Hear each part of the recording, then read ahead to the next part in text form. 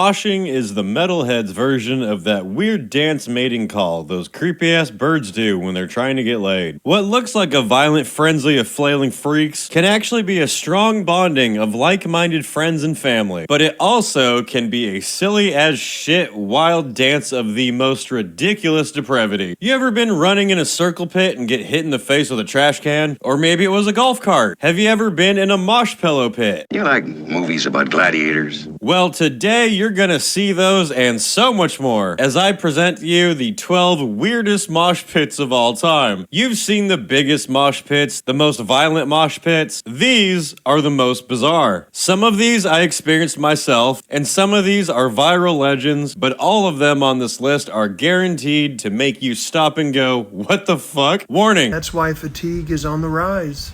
Because one group of people is taught personal accountability, and the other is taught they can do whatever they want. And if anyone calls them out, they can just call them racist. Or they can bring up things that they never experienced, like slavery or Jim Crow. Nobody wants to talk about the real elephant in the room. 13% of the population, but 50% of the crime. And I, as a true egalitarian, I love everyone. And I believe everyone should be treated equally. So it doesn't matter if a white person or a black person or an Asian person or whatever was acting out of turn, I would hold them accountable. And that's what we need to start doing.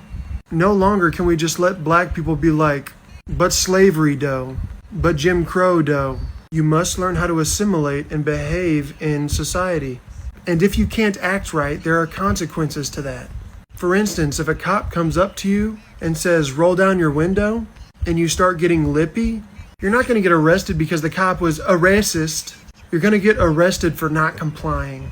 We have bred generations of entitlement, of black people who think they can do or say whatever they want.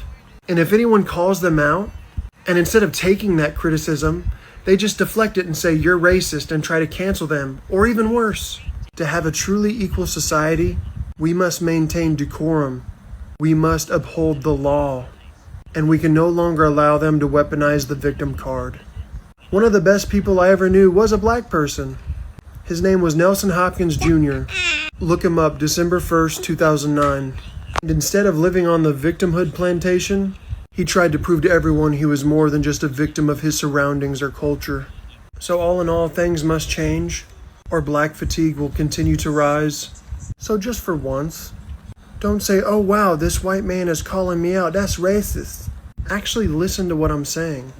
And say, huh, you might actually be right after all. Because all your problems in the black community start at home. This isn't just about graduations. It reflects a larger pattern in American culture. White youth culture is seen as innovation, while black youth culture is seen as deviance.